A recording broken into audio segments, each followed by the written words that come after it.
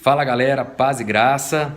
Vídeo novo aqui do canal Compartilhar Oficial. Preparei esse material sobre as últimas horas do apóstolo Paulo.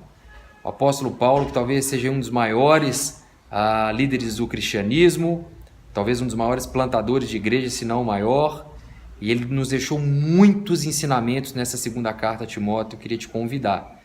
Então fique conosco aqui nesse estudo.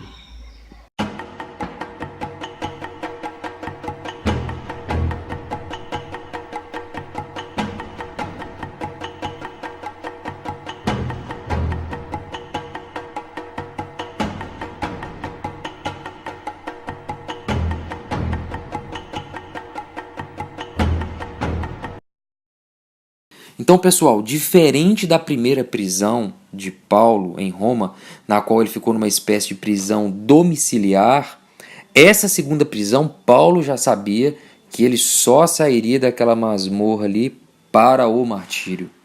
Então, esse é o momento de quê? De fazer uma passagem de bastão para Timóteo. E ele deixa aqui, no mínimo, 4 compromissos na qual Timóteo deveria abraçar em seu ministério. O primeiro é não se envergonhar do Evangelho. O segundo é sofrer pelo Evangelho. O terceiro é preservar o Evangelho. E o quarto fala acerca aí do compromisso de pregar o Evangelho. Então Paulo começa a fazer agora reflexões sobre a sua vida, né, ministério, e ele literalmente abre o seu coração aí nessas últimas palavras em 2 Timóteo aí no capítulo 4. A gente consegue ver dentro da humanidade Paulo sentimentos que a gente passa na nossa vida, né? Nos dias de hoje também. Então a gente consegue ver solidão. Ele relata aí no capítulo 4, versículo 9, ele diz, olha, procura vir ter comigo depressa. No versículo 21 ele diz, procura vir antes do inverno. Paulo sabia também o inverno em Roma é muito frio, isso também atrapalharia as pessoas poderem ir até ele, e Paulo se sentindo sozinho, queria ver gente, ele queria ter gente próxima dele, né? Paulo que pregou e anunciou a tantas pessoas, que andou no meio de tantas pessoas no seu ministério, nesse momento ele queria estar com algumas pessoas, e todas essas pessoas eram importantes para Paulo, tanto que ele diz no versículo 11, ele fala, olha, só Lucas está comigo, toma Marcos e traze-o contigo, porque ele é muito útil para o meu ministério. E lembrando que em Atos, Paulo se recusa a deixar Marcos seguir viagem com ele e Barnabé, eles se desentenderam, porque Marcos, em um momento anterior, decidiu voltar, não continuou a viagem com eles, e em Atos ele relata esse momento vamos dizer, de um momento de estresse que eles passaram, na qual Paulo recusou que Marcos fosse com ele. E é nessa reta final de vida que Paulo diz, olha, não, traz ele para cá, ele é muito importante para o nosso ministério. Outro sentimento que a gente consegue identificar, que Paulo relata, é o sentimento de abandono.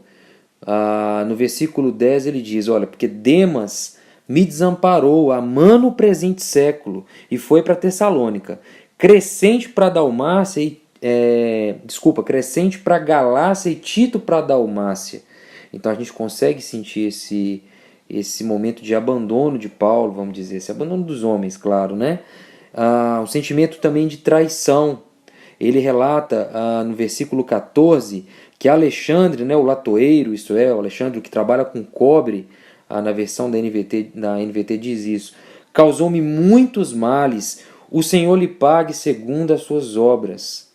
E no 15 ele diz, guarda-te também dele, essa instrução a Timóteo, porque ele resistiu muito às nossas palavras. Entende-se, pessoal, que Alexandre, a Bíblia não relata isso, tá? Mas acredita-se que Alexandre também já fez parte do ministério de Paulo e o traiu, exatamente, foi um dos que entregaram ele, delataram ele, né, Paulo para Roma. Então Paulo dá essa advertência acerca de Alexandre nesse momento aí de traição, vamos dizer assim. Outro sentimento, né, o sentimento de privações. Ele diz aí no versículo 13, quando vieres, traze a capa que eu deixei em Trode na casa de Carpo, e os livros, principalmente os pergaminhos. Na capacitação teológica, o professor Leandro fez esse relato para nós também, né, que ele diz, olha, a capa é para o corpo, a capa é aquela roupa mais grossa que cobria todo o corpo para proteger do frio, né? Imagina que onde ele estava preso, muito frio, e ele precisava de se aquecer, né? Então Paulo estava passando essas privações, mas privações também da alma. Paulo queria ler, ele queria talvez ali ler os pergaminhos, talvez do Antigo Testamento, e também várias anotações do seu ministério.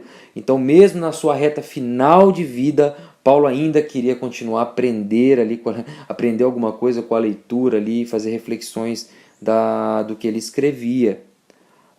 Outro sentimento de ingratidão. A ingratidão a gente consegue identificar aqui no versículo 16 e 17, que diz: ninguém me assistiu na minha primeira defesa, antes todos me desampararam. Que isso não lhe seja imputado. Mas ele relata, olha, mas o Senhor assistiu-me e fortaleceu-me para que por mim fosse cumprida a pregação e todos os gentios a ouvissem. Isso é, Paulo passou todos esses sentimentos que nós também passamos na nossa vida, né? Na verdade, há uma quebra aí de, vamos dizer, de paradigma, né? Talvez para a teologia da prosperidade, como diz aí o pastor Hernandes Dias Lopes, Paulo seria talvez até um fracasso, porque o cara tá velho, provavelmente carregando no seu corpo marcas de perseguição e martírio de todo um ministério. Ele está preso numa masmorra fria, gelada, úmida, escura, insalubre, abrindo seu coração com todos esses sentimentos, né? E muitos acham que a vida do cristão, o cristão não passa por sofrimentos, e não é assim, não funciona dessa forma. Nesse mundo presente que vivemos, faz parte passar por tudo isso, passar por esses sofrimentos, né? Porque faz parte da vida. Mas a diferença é aonde estava a esperança de Paulo, aonde estava o alicerce de Paulo. O alicerce de Paulo não estava nas pessoas que o desampararam, não estava nas pessoas que foram ingratas, não estava nas pessoas que o traíram. O alicerce de Paulo estava no Senhor Jesus, na esperança da sua vinda.